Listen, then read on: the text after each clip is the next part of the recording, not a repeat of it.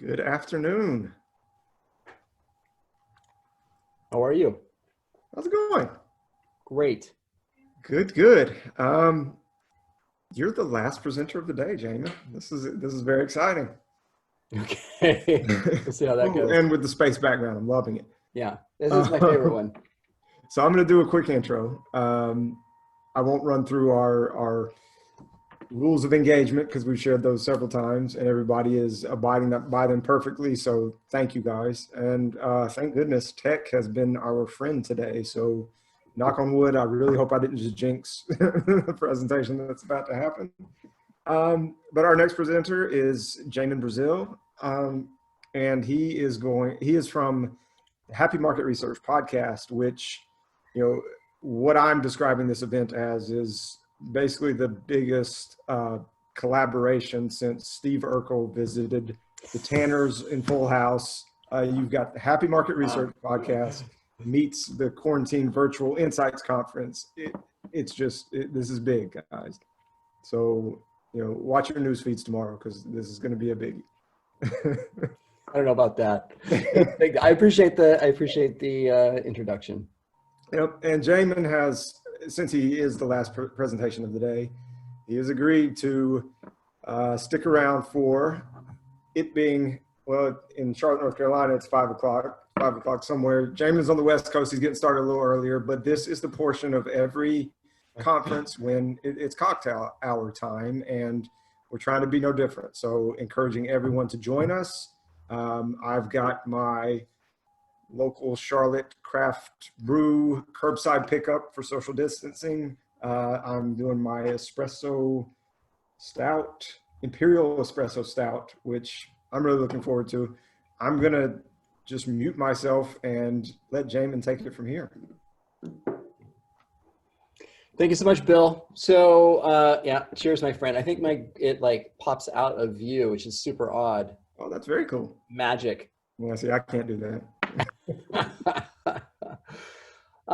So if ever yes, cheers, Thomas. If ever you've heard me speak, you will know that I tend to get audience participation. In fact, my rule of thumb is 30% of the talk really should be audience involved, whether that's through group activities or something else. So this is going to be, for me, a little bit unusual because I don't have the opportunity to see your fantastic faces. So what I'd like you to do right now is one kindness as I start my little introduction. They're able to chat and I'm able to see the chat, right?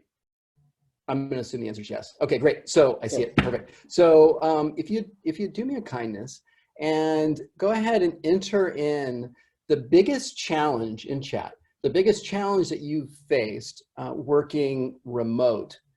So I'm assuming that majority of you, in fact, I'm assuming that 84% of you are recent to working remote.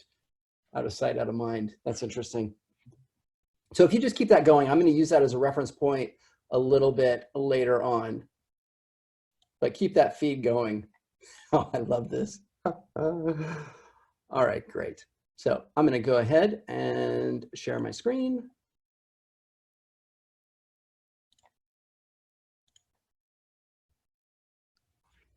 All right, super. So everybody should be able to see my screen. Bill, if that's not the case, let me know. Today I'm going to be talking about how to transition from an office to working from home. I know it's a little bit of an unusual topic in context of my background. And for those that don't know, just really briefly, I co-founded a survey technology platform known as Decipher.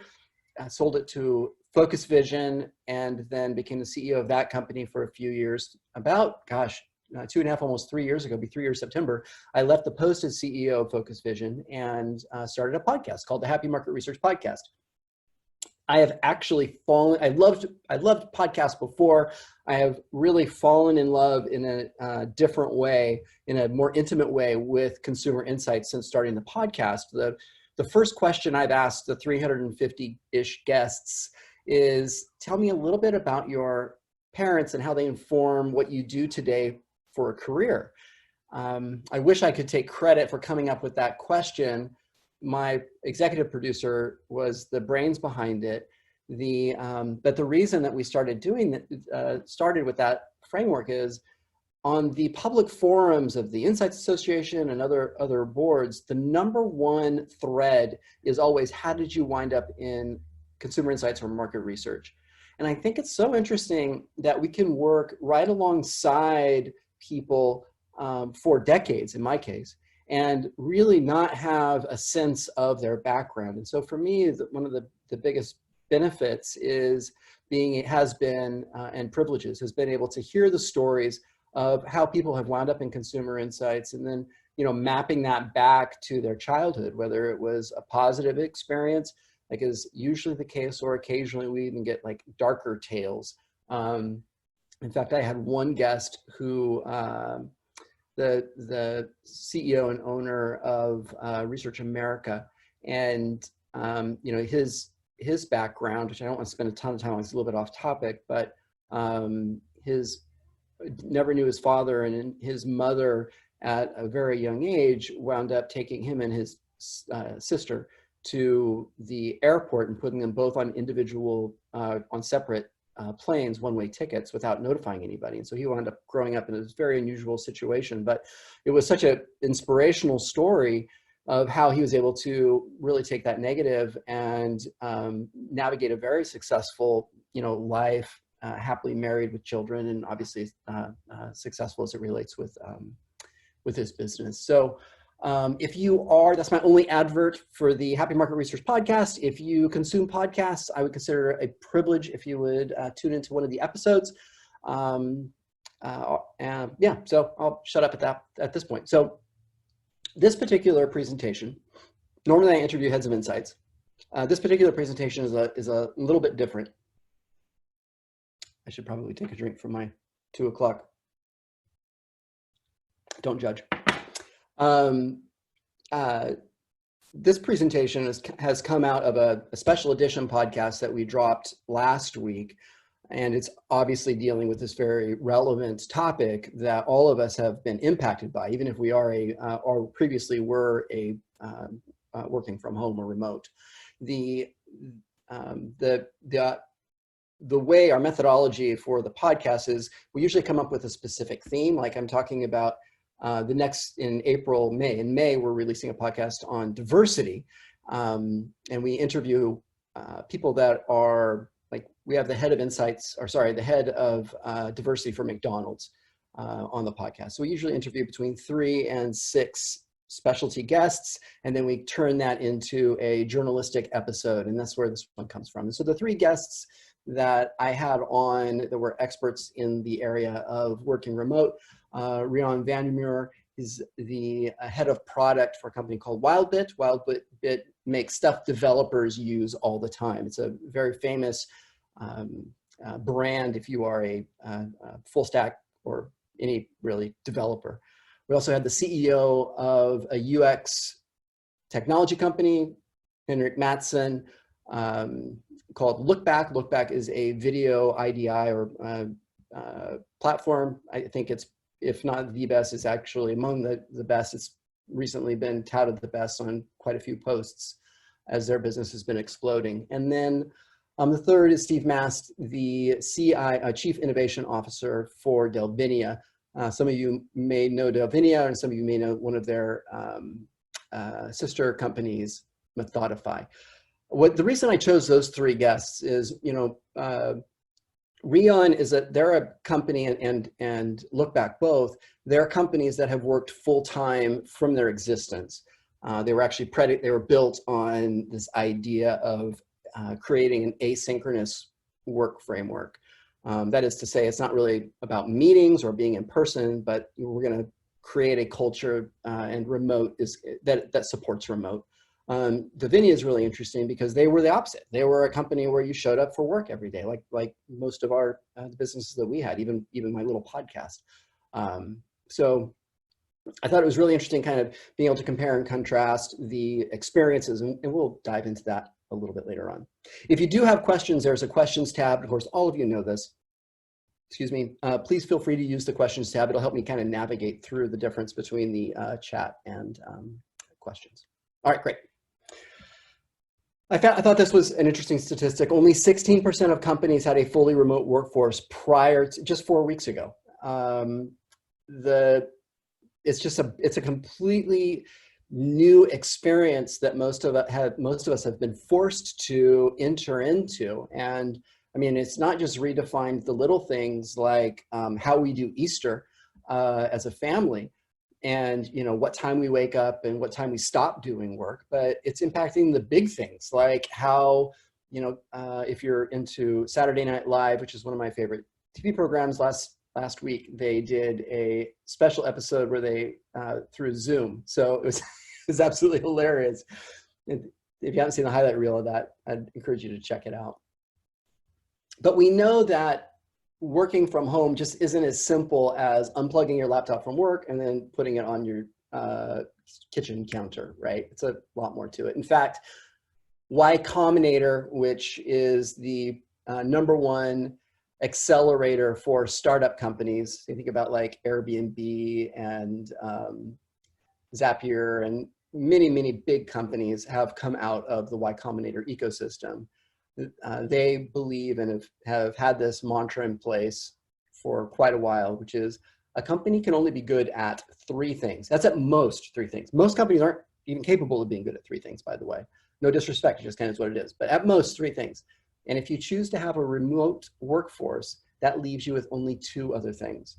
And I think this is such an important point, because we know that if we're going to build a company or a personal, a sole proprietorship or whatever, that takes a ton of focus, and it's very difficult to build that product or that service and then subsequently deliver to our customers. But if you decide to do this in a remote framework, then it's going to take that much energy, the same amount of energy, in order to maintain things like culture and best practices and velocity inside of what you do. So our world has changed.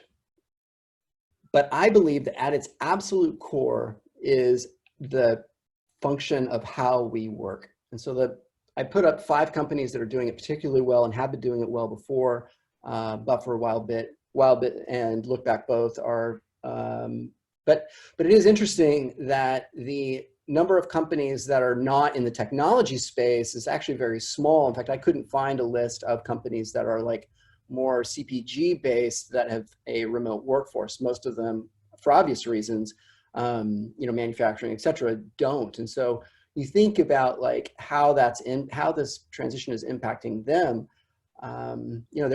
Everybody is just really scrambling, trying to figure it out, and hoping that, in a month from now, we're going to be out of this lockdown state. And it's, hope in that framework, I think, could potentially be misguided. And it's really important that we kind of own the place that we are right now and understand that we need to perhaps settle down with where we are, and make sure that this current context is one that we are successful in. All right, great. So I got a couple of things that came out of the interviews, tips, if you will. The first one is setting up your physical space. Rian Vandermeer, who's pictured here, this is a quote from the interview that we did, and he says, "You need to have a space. You just can't work wherever." I absolutely love this part of it. When you pull back, my kids literally are banging on the door right now. It sounds like the Huns are coming. Sorry about that.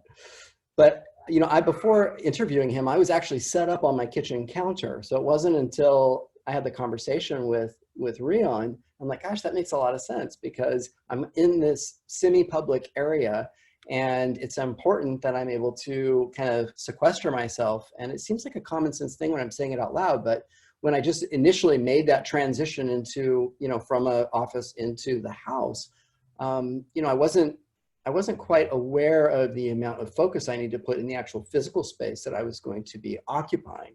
I thought it was going to be more of a question of what sort of technologies am I going to use, and how is my meeting schedules, how's the meeting calendar going to be different, and that sort of thing.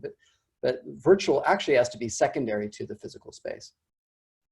I thought this is a great image. I was able to pull off the internet, but the quote actually is also from Rion in that interview, and that is to say that the sign, the door that says dad is on the call isn't always as effective as I want it to be.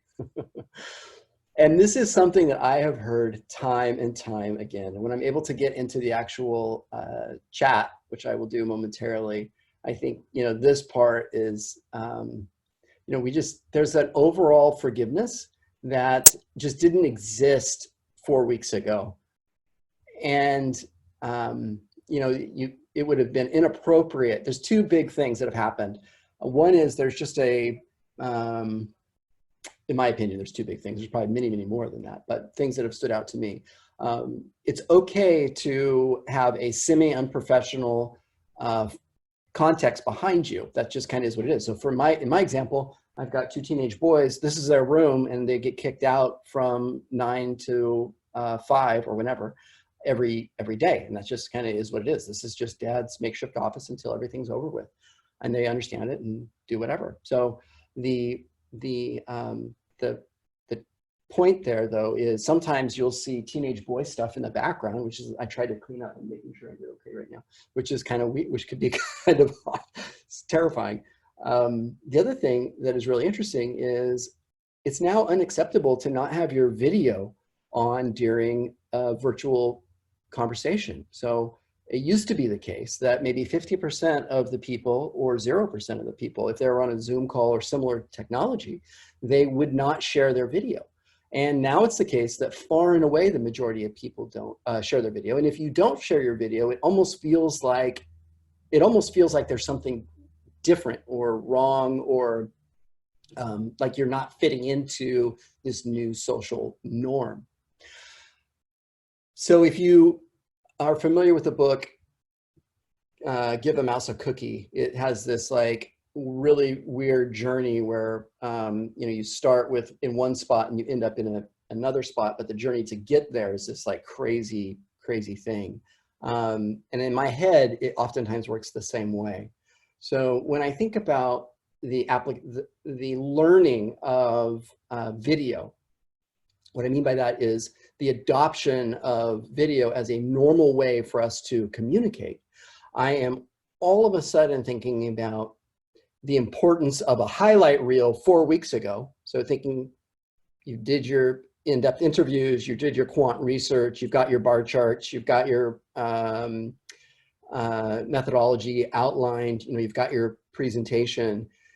It was becoming, at that point, videos were becoming a trend, but now I believe it's the case, especially coming out of this, once that happens, that executives are going to demand that there's a highlight reel in the video. So those testimonials, if they're real or even manufactured professionally, are going to become a mainstay inside of our market research reports. And so, and the reason why is because we're learning to connect with video in a way that we frankly just didn't, I didn't, and I think most of us didn't, 4 weeks ago. And so that's the part that I think is really important for us to be framing out as we're thinking about our, maintaining that sort of cutting leading edge, is that video will continue to play a significantly more important role in how we communicate story to our customers. Kind of ending on the physical space, Kate Wilson from YouGov, I host a Zoom call twice a week on Tuesdays and Thursdays at 11 o'clock Pacific time. Anybody can join. It's just for connecting, really. It's a 30-minute called virtual lunch chat. And if you want information on that, you can check out my LinkedIn. I post on it a couple times a week. So she had this right away. She had this really funny, I had asked this question, what's changed? And she said, well, we live in a 1-bedroom flat in San Francisco and we can't really go outside. And it's her and her husband. Both of them are working professionals. They had this big problem because there wasn't a physical space for them to be able to jointly do a Zoom call. It was just like chaos. So she actually created a checkout system, which is a whiteboard. And in order to have a Zoom call, you have to make sure you find a space on that board that your spouse isn't doing it, which is kind of this really funny hack that she came up with. But talk about like the overall ability to micromanage. The last point I wanted to bring up on this, I think it is, yeah, good. The last point is, and this is maybe a little bit confusing. For me, it was very confusing at first, and that is determine what work is synchronous and asynchronous. So we all know what, we know what the words mean. I'm not trying to, be the Webster dictionary here, but the point is that in a physical space, when I'm in a physical environment, it's very easy for me to know, okay, the door is closed or whatever. I got my headphones on, and now it's time for me to get work done. In a synchronous, that's where I'm in person in a meeting or in a Zoom call.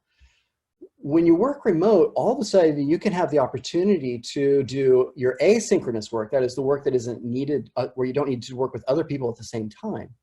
And you can get that done at different points during the day. And so it creates a tremendous amount of freedom for you. I would say that one of the other side of this is that it can encroach on your family time or your personal time. And that's where you need to be really strict on, what your boundaries are and when you're willing to do things. But, it frees me up, for example, to go, well, I'm not picking my kids up at school, but if I was, then that would be a good example of, something that using in a remote environment, I wouldn't normally be able to do because I would be at work. Excuse me. And then, so you need to determine what work is synchronous and what work is asynchronous. And then you need to make sure that you pick the right tools that are specific to that work. And we're going to talk more about the tools right now. So we, I believe, have kind of thrown, and I mean categorically, not like individually. We have looked at tools like Slack and Zoom to really solve the problem of virtual work. And it's really important for us to understand that those tools are not going to solve any communication problems per se. They don't make us better communicators. It's the application of the tools and the rules around them that are really, really important.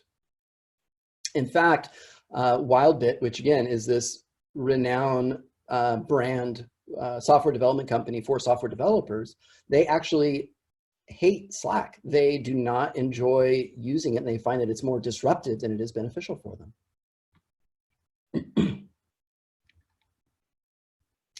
So before you roll, and you can think of why, right? Because, and Rian did a really good job in his interview of kind of providing the color commentary for this particular point. And that is that with Slack, everything feels important. But I liked how Henrik framed it. He goes, Slack is more of the in the doorway conversation, meaning you have an office, somebody stops by, they're standing in your doorway and they tell you stuff. So it's like in time and then gone. It's not this thing that persists forever and functions as the repository of knowledge. It's not like an internal wiki, for example. And so in that way, a lot of people use Slack as this way of communication as opposed to email. But the problem with that is it feels very like instantaneous, and you can wind up in a scenario, using Henrik's point, where you're constantly being interrupted, as opposed, because it'd be like a new person constantly showing up in your doorway, interrupting your asynchronous, the work that you need to get done. So when you're rolling out a new tool, for those of you who are in this, thinking about leveraging new platforms or technologies, there's 3 questions that the guests had identified that you need to answer. The first one is, what problem is the tool going to solve? How will it solve this problem? And how will I know if the problem's been solved? Which I think is a really important point. If you have something that is vacuous, like we need to have virtual communication, or we need to have organizational clarity during this period of time, you need to make sure that you have a pre and a post framework of what that looks like, and an ability to be able to measure that. The best way to do that, in my opinion, is something like an internal survey with your employees.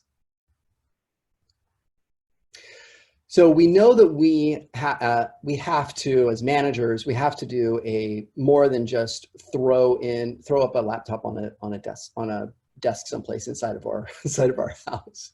So we have to actually navigate a plan, or have a plan that we navigate to address in my opinion, again, these 5 things. And the first one is employee morale. If you're not accustomed to working remote, and if you're not accustomed to managing a remote workforce, then it's critical you figure out how you're able to gauge and keep your employee morale high.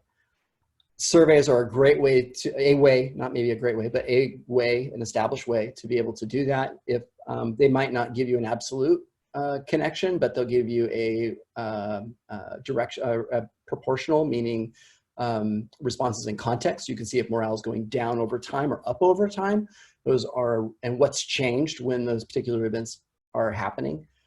So, you know, and nothing complex here, something, and I'm cringing at saying this, but something NPS-y, where, you know, it could just be a 5 or 11 or whatever point scale, and maybe even an open end, and that's it. Just monitor that on a weekly basis.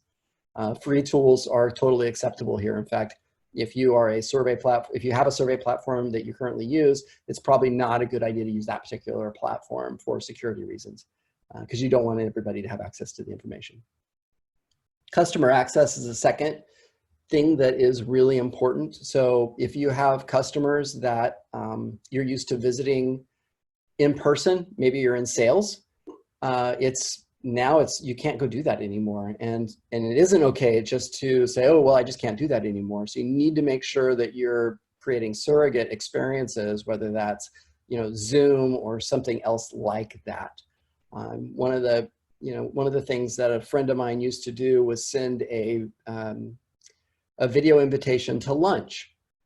So it was quite literally this very nice wrapped box. It looked like an Apple type box, and the executive would receive it in the mail. They would open it up. When they would open it up, there was a video screen that was that person, the salesperson, giving a pitch, basically saying, listen, this is who you are, this is what we do, and this is who we do it for, and we would love the opportunity to take you to lunch. And here's a gift card for the lunch place. If you want to spend it with me at lunch, great. And if you decide you don't want to, no problem. Go have a great lunch on us anyway. We appreciate that. I appreciate you. And so, you know, you got to think a little bit differently. Now maybe it's something, the gift boxes are something like Purell or something along those lines, right? You've got to just maintain some level of relevancy. Work enablement, and probably we've talked a lot about that already. Organizational clarity, I actually think this is the overall most important thing. I like how Steve Mast at Davinia framed it. And this part with my interview with him was probably my favorite. They actually went to a daily meeting. So they've actually become, as an organization, more transparent with the entire organization as opposed to just with the executive team. So Adam, the CEO, is doing weekly calls. There are and emails to the entire company. There's just a lot more transparency and communication, because you don't have the opportunities to be able to bump into one another. And the last one that I want to just touch on briefly is the importance for innovation enablement. So the whiteboard's gone. Huge problem. And because all of us are accustomed to drawing or, you know, in physical space, interacting with one another. Now we can't do that anymore. We have to make sure that we have a tool that enables us to have those same interactions that in a digital construct. Rion actually had this particular point. He said that a lot of the job functions start changing. So his example was a facilities manager all of a sudden can become the team happiness and head of ops. So the idea here is that there is this, like, you're not necessarily getting jobs aren't like being removed as much as sometimes they're having to be reframed in context of a digital framework. So who is responsible to answer these questions? I'm not going to suggest I know the answer to this for you, but I do think it's really important that if you decide you want to measure these things, you need to determine one person that is ultimately responsible with ensuring that they can answer yes or no or directionally. One of my mentors while I was at CEO of Focus Vision was, he told me, he goes, you know, we need to answer this in every board meeting. Are we excellent? And I thought about that a lot over the following quarter. And in order to answer that, I need to really define what excellence is. And so my point there is if we really care about these things, then it's going to create a lot of focus for us and help us, I believe, drive better outcomes for not just customers, but also employees and ourselves. All right, I'm going to stop really quick because we have there's many people that have been chatting. I appreciate that. Are there any questions? If there are any questions, please feel free to pop in and let me know. Sorry, I've got to check this really quick. Participants. There we go. Nope, I'm not seeing any questions. All right, great.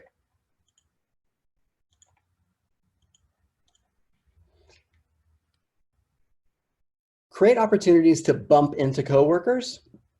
Yeah, that is the biggest thing that I am personally missing right now. I am, there's a lot of joy I personally find with just having chats around the water cooler, as they say. And we don't have that opportunity anymore. So now you need to think about how you're able to really create those experiences. And that's where a platform like Slack actually can do a good job. So Henrik, in a remote organization, you need to can't read it, something. There we go. You need to be transparent by default. And why? Because people can't bump into you. And they can, but they can bump into information. And I really like how he's framing the whole, the difference between bumping into people and bumping into information. In a literal way, the bumping into a human actually gives us information. You can tell by their demeanor, is my manager stressed out? What's happening inside of this customer relationship? You can get those kinds of feeds. You can have those conversations on the side. And that information is ultimately completely lost. You think about the amount of interaction we used to get before a meeting and after a meeting. Well, now we don't get any of that. Now you start when the meeting is scheduled to start, and then when it's over with, people jump off the call. One of the things, and I've gotten to know Look Back really well over the last 3 months, one of the things I like a lot about the culture that they've built is when they have an all hands meeting, it's a 30-minute scheduled meeting. The actual meeting itself might only last for 13 to 18 minutes, but the balance of the time is spent with somebody picking up a guitar and saying, this is a new riff I learned, or, something along those lines. There's this and it's not mandatory. Some people leave and some people stay, but there's these organic opportunities, but they have to be manufactured and created as opposed to, at least right now, because it's not part of our DNA, as opposed to how it was before, where it just felt really natural for people to be able to mingle after all hands or after a meeting and chat and, have breakout sessions. Now unfortunately that is a big loss for us as by not having the personal interaction.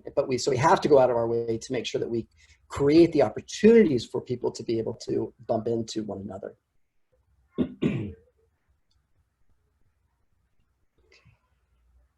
I hit on this already, but I'll read his quote here. We're very transparent about everything from the number of reads coming in, the number of proposals being written, the health of the business.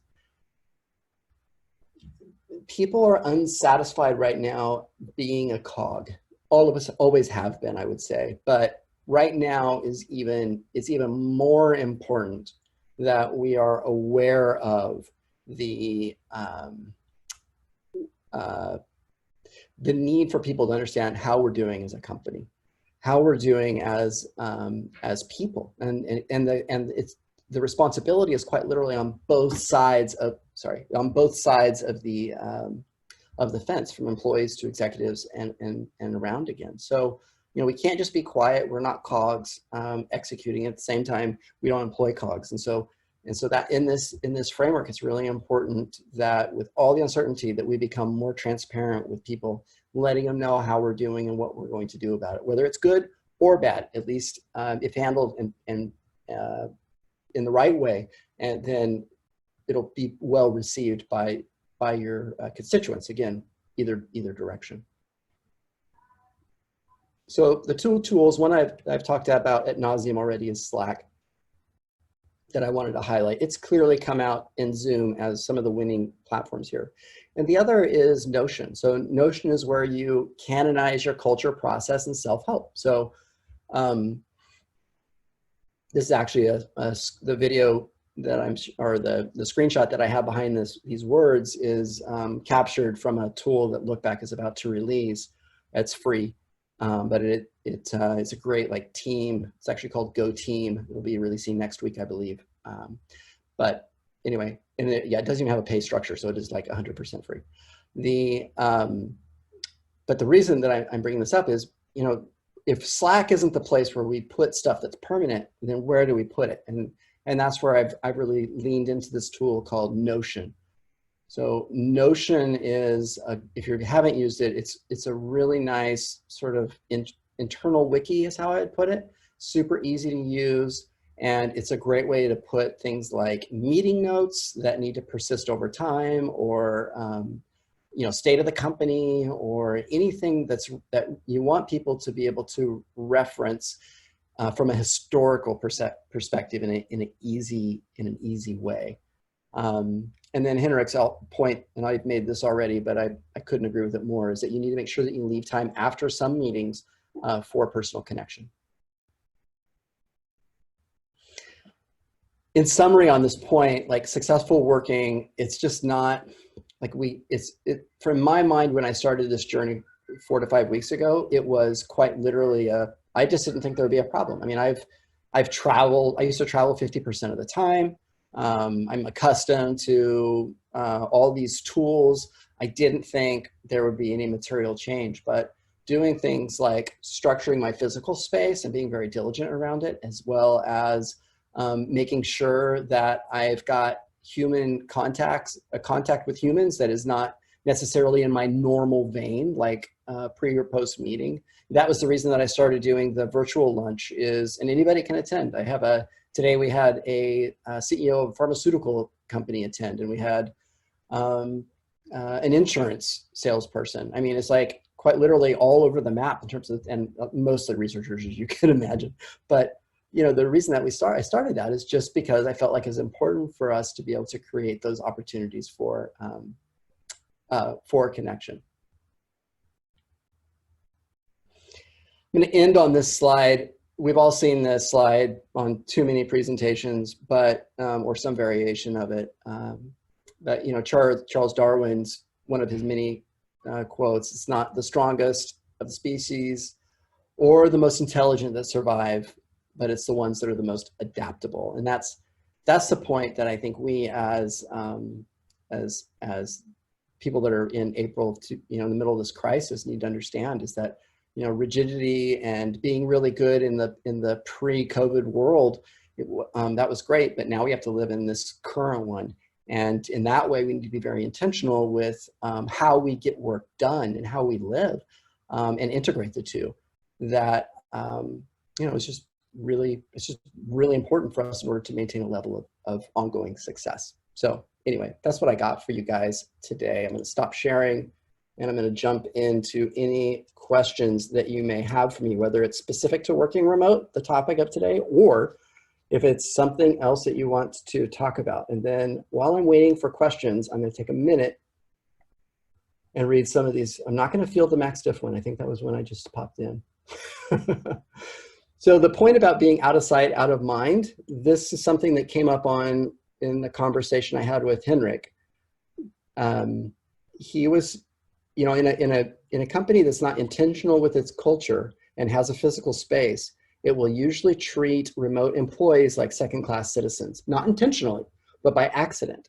And the reason why is because the way that information is transferred is through the bumping into, as opposed to in specific tools like Notion, et cetera. And so the example that Henrik gave, which I thought was very on point, is if you have a virtual bump into somebody, then you need, and it's important for other people to know it, it's incumbent on you to document it in Notion or Slack, depending on the type of information it is. So it adds, by saying we're a remote culture, even if it's for a short period of time, then we have to take the added burden of making sure that we're documenting things. Yeah, kids home all day, my goodness, that has been a joy. And also quite literally, a little bit of a stressor for me. The 24/7, working 24/7 is something that I've heard a lot with the probably 40 or 50 people that I've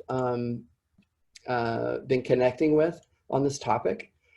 There's this, like, I was talking to a friend of mine, I won't tell you who he is, but or the company he works for, because I don't have his permission, but he was telling me that, you know, he's actually working, and he worked a lot before. He thinks he's working about twice as much right now than he's ever worked. And the reason why is his wife, who's a school teacher, is now home. I mean, she's working, but not like she was.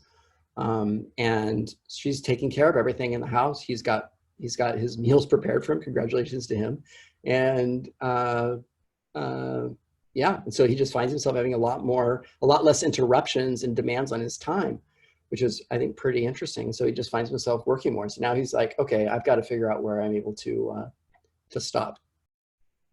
I would say ending the workday is something I don't struggle with, personally, but I know that, again, kind of feeding into the other point, that is something that is there. But now, kind of piggybacking on the other person's point, not watching TV while working, I actually struggle a lot with that. Sometimes I will get either on social media, or like sometimes I'll be on LinkedIn or Twitter, and I'll just wind up down this rabbit hole where my focus is like initially just a little bit of time gone, and then all of a sudden it's like a 30-minute or more period that's gone. So yeah, I feel that. I don't know. I probably just need to, like, I've been on TikTok. If you've been on TikTok, will you do me a favor and post something in the questions? I'd like to know this this from you on if you do use TikTok. And I don't think I can do a poll here. Can I? No. But if you are using TikTok, I'd be interested to know what you're thinking about it. So that would be the question that you would frame. They actually have these hilarious, they're like video memes. If you're not familiar with the platform, one of the trending ones is, my wife has a job and I don't. And the hashtag is working from home. And it's really funny, the hilarious things that the guys or gals are doing while their spouse is trying to focus on work. All right.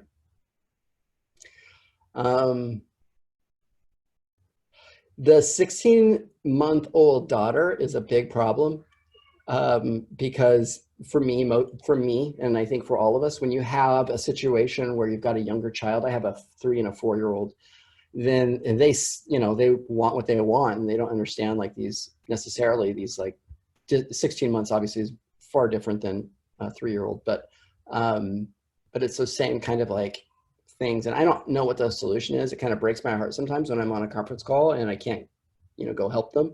I have stopped conference calls before. We had a bee sting last week, and I'm like, oh, that sounds like a big deal. So sorry, guys, that's trumping it. But, you know, those kinds of things, and everybody understood, whereas that would have never flown, again, 4 or 5 weeks ago.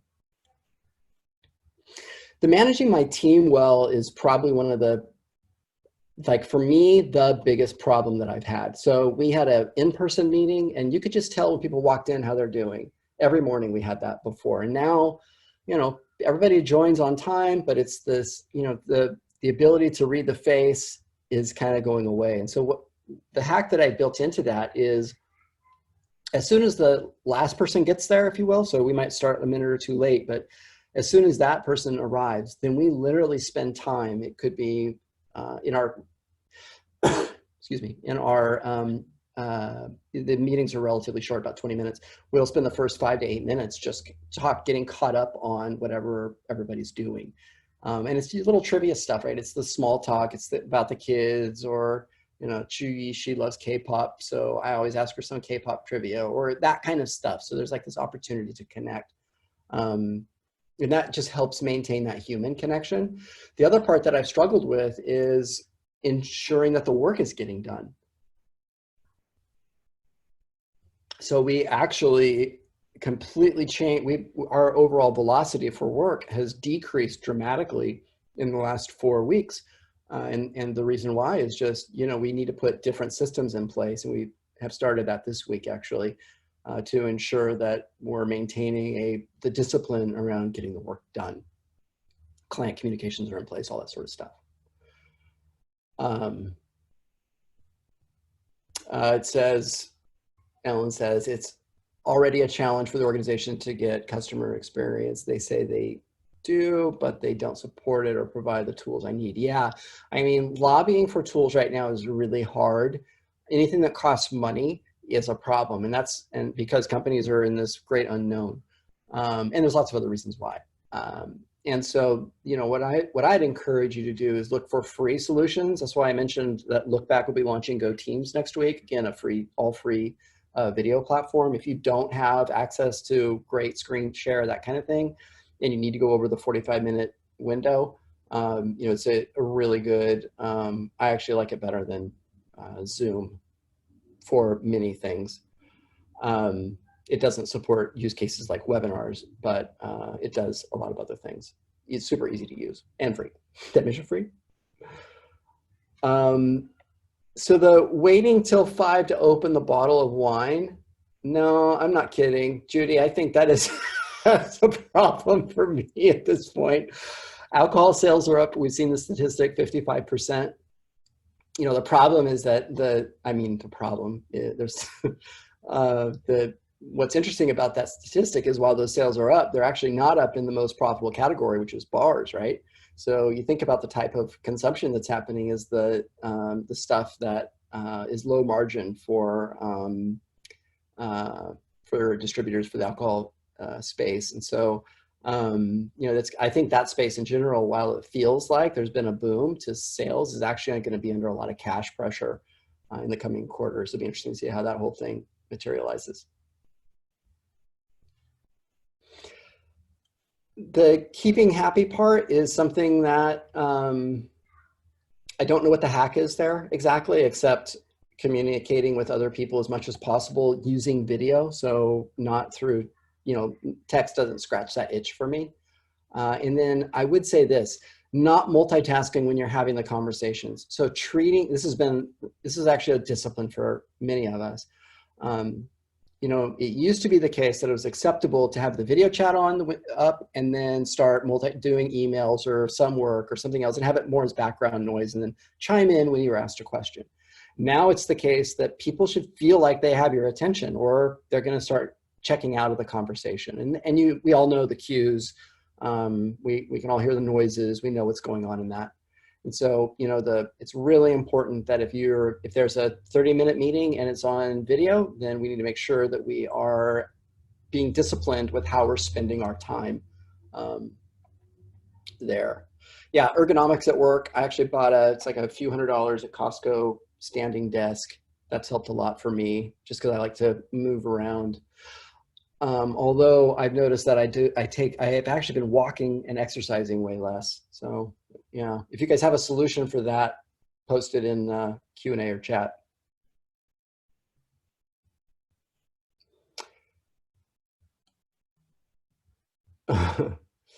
Yeah, constructive feedback to team members who may be struggling with the transition. I don't know what you mean by constructive in air quotes. It could be maybe their performance has fallen off. I think we're kind of like over the grace period, vacation's over, so to speak. And now we need to really get down to it and make sure our productivity is back to normal, if not better. It really quite literally should be better. I mean, we're saving time in our lives, not commuting, et cetera. So in that kind of a framework, I think, clarity with performance is really important. This is what I've had. We have a small team of 4, so I won't go into any details. So I don't want to, but we've had some underperformance. And so, these are those things that have to be addressed, and myself included. So, it's addressed with kindness and then an awareness of what's happened, and then make sure that there's a plan for what that solution looks like. Yeah, getting rid of your husband, creating a husband-free workforce, that was exactly what, that's exactly right. It's very difficult. It's very difficult to do that. Check out some of the videos on TikTok about I have a job and my husband doesn't. You will find that therapeutic.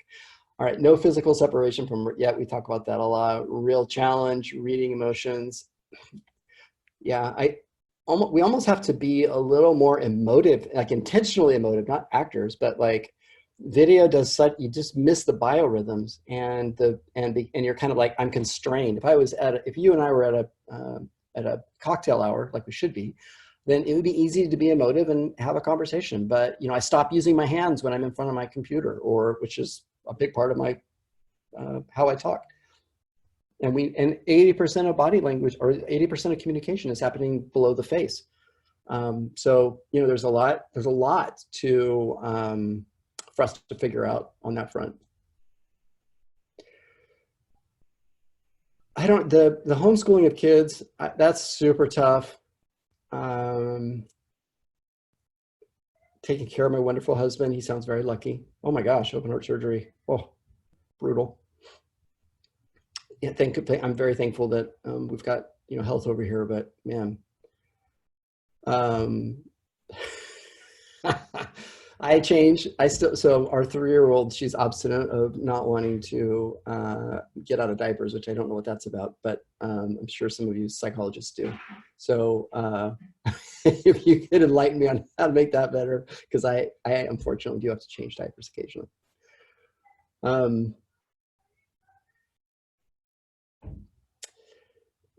My boys are literally going to walk in right now.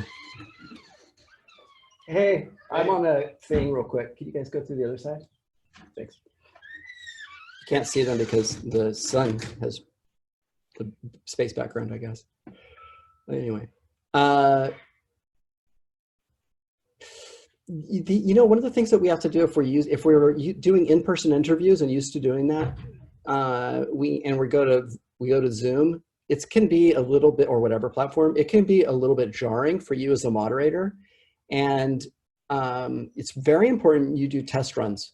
So this is something I still am doing right now, where if I'm going to, I've used Zoom probably at least 100 times in a week. And if I'm doing an interview, I still make sure I do a dry run beforehand with somebody on my team where they pretend to be the participant. It's not like the full thing, but it's a setup, go through the exercise, and then done.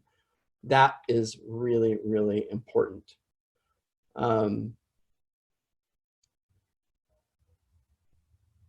I'm going to kind of skip down a little bit. Coordinates for clients and teams. Yep. I would say that it feels like people right now at the client side have found their feet and are a little more around the paying attention to calendars again. But for the first couple of weeks, that was awful. Yeah.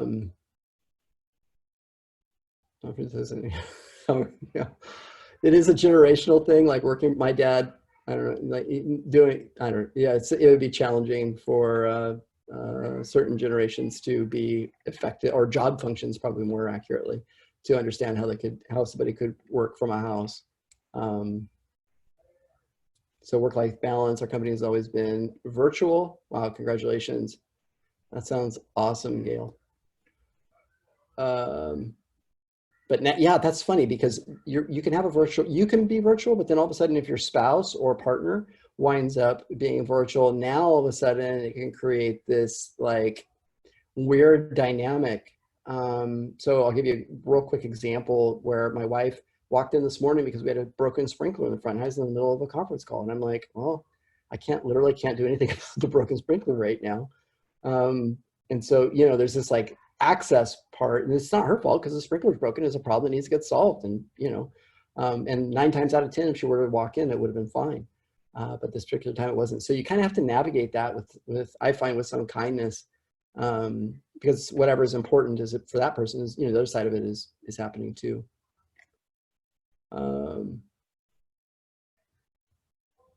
Yep, GMs. Okay, I'm just going to plow down really quick. I'm going to jump over to questions, if there are any questions,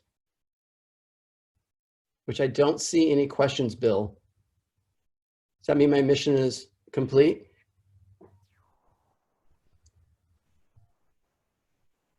Trying to, there we go. I think that's it. I think you did it. So I've been working while you've been presenting.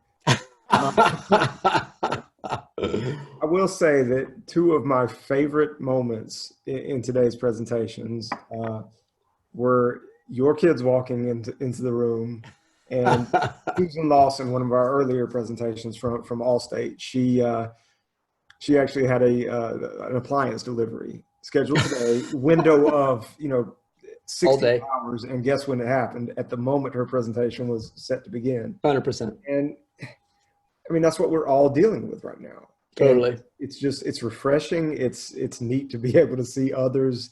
We can talk about it all we want, but it's kind of cool. So I think that was fantastic. I will say from a personal standpoint, if you are not subscribed to the Happy Market Research podcast, I think you absolutely should be. I am, 2 decades in this business, and I wish when I was starting my career in research that there had been a resource like that available. I think if you're a youngin' coming into this business, it's a great, just lens into the world of research and the industry itself. So thank you for putting that together. Oh yeah, it's an honor. And thank you for presenting and being our last of the day. Yeah, it's a tall order closing out the day. So we still have a we- few people here, which is awesome. Surprising. Yeah. I mean, we're ending with a bang, and I think that was great and definitely appreciate it. I hope you can stick around a little bit tomorrow. Yeah. And I hope everybody who's still online comes back and enjoys the show tomorrow. I think this went great. I think I'm very pleased with how we turned out. Knock on wood again, tech has been our friend today. So hopefully it continues tomorrow as well. So thank you, everybody. Successful day one. Let's do it again tomorrow. Go team. Bye-bye.